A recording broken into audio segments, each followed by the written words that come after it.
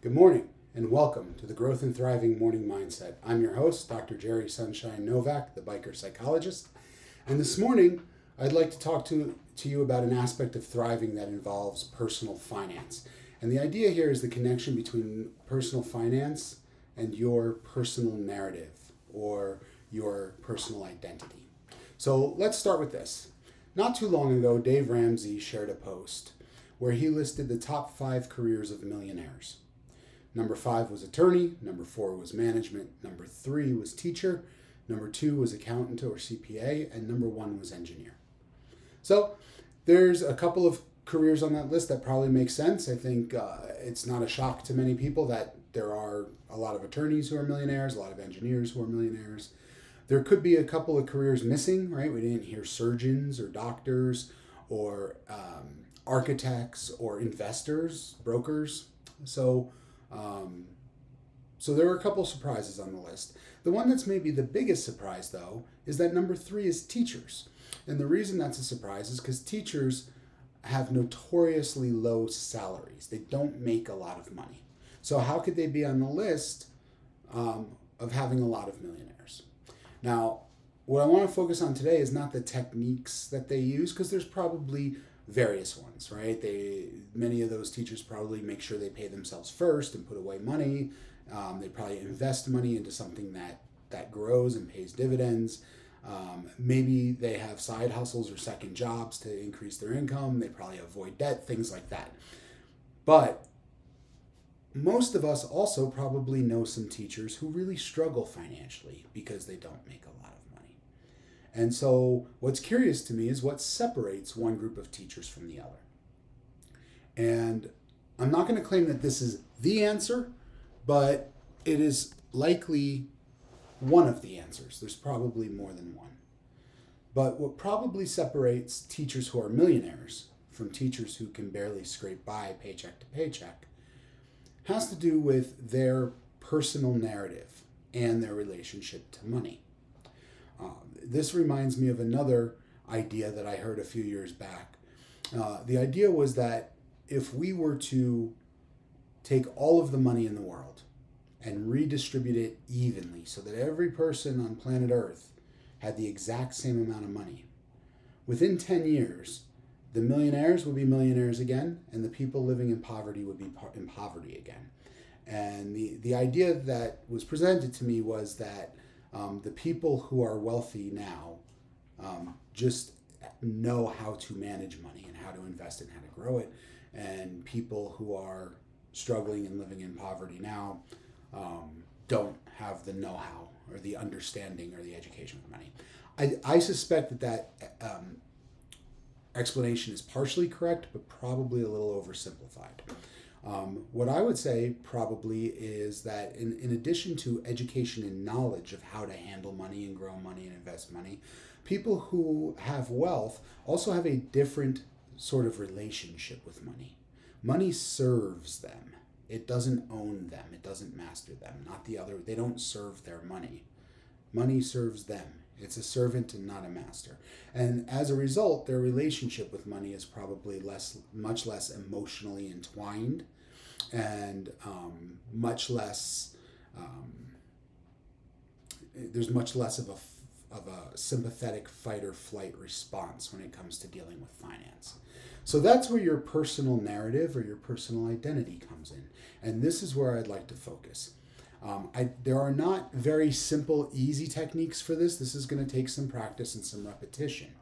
But if you're somebody who historically struggles with money, and we could say this about things like weight loss as well. If you're somebody who struggles with your weight and maybe you have these periods of getting ahead financially or losing a bunch of weight or something like that, and then every time that happens, there's some reason why you need to go and max out a credit card again for some house repair or car repair, or there's some event that makes you fall off your diet or whatever the case may be, and you cycle back through again and again and again. A lot of this probably has to do with this idea, this underlying narrative story about who you are and what your relationship to money looks like. It's pretty well documented in literature that people who had adverse childhood experiences and early life traumas very frequently struggle financially throughout the rest of their lives, no matter how much money they make, whether they make $60,000 a year or $160,000 a year. And the reason they struggle is not because of what they do or don't earn. It's because of their relationship to the money and because of how they approach money. Now, in some cases, lacking education could be the case, and having some financial literacy could help. And there are programs to do that. I will, soon, in the very near future, I will have a program for sale, a very affordable program on my website for first aid for personal finance. So how to sort of stop hemorrhaging money and reverse it so that you can start to accumulate. But education alone won't solve the emotional problem. So what I'll encourage you to do is use your journal. If you don't have a journal, it might be a good idea to start one. And what I would do is I would do two things. I would work both ends toward the middle. So I would start by journaling about how I would like my financial life to be. Right? If I could imagine myself as a financially successful person, thriving financially, what would that look like day to day? What would my morning look like when I wake up? What kind of house would I live in? What kind of car would I drive?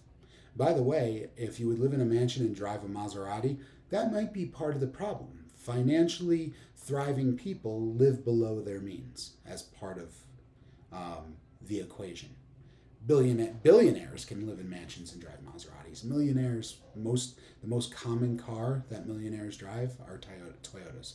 So, but think about, how would your life be if you were financially free and thriving?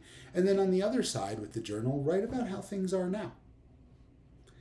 And then take some time, breathe deeply, keep your nervous system calm. This is important. We don't want a fight or flight response, because when we get excited and our heart rate goes up and our blood pressure goes up, our ability to think logically goes down. So keep yourself calm in a nice meditative state. Remind yourself that there's no threat here. This is just an imaginary exercise. But try to highlight where the discrepancies are between the life you say you want and the life you're describing that you have. Then what we can start to do over time is fill in the blanks of how we go from the life we have, which is evidence of the person we currently are, of who we are at the moment. How do we learn to become a different type of person as it pertains to finance? How do we learn to turn down the temperature on our relationship with finance, decrease the emotional load, and start to make more reasonable decisions that mimic the decisions made by people who are already financially thriving? How do we look at the people who are doing well? And I understand that some of them inherited money or won the lottery, or not everybody earned it, but the bottom line is those who keep it, no matter how they got it, those who keep it have some similar practices, and we can start to learn those once we learn to get out of our own way in achieving that. This is where a personal coach, can come in very handy if you choose to use one. You can certainly go to www.growthandthriving.com and either sign up for a free consultation with me or purchase coaching there to help sort out what's in the way of achieving the financial life you want to have. So play with the journal, imagine what life could be like, and do this. I would say do this a few times over. Do this once a week, every week for a little while, because what you might find is your descriptions of what what financial freedom looks like might change over time. In the beginning, it might be all the things you'll buy and own, but over time, it might have to do with freedom, not having bills to pay, having extra money to go on a weekend trip, things like that. And then look at where you are now, and let's try to plot the road and reach out. Let me know. Send me an email, message me on social media, and let me know how you're making out with this. I'd love to hear about it. Until next time, this is Dr. Jerry Sunshine Novak, the biker psychologist, saying biker up and keep growing until you're thriving.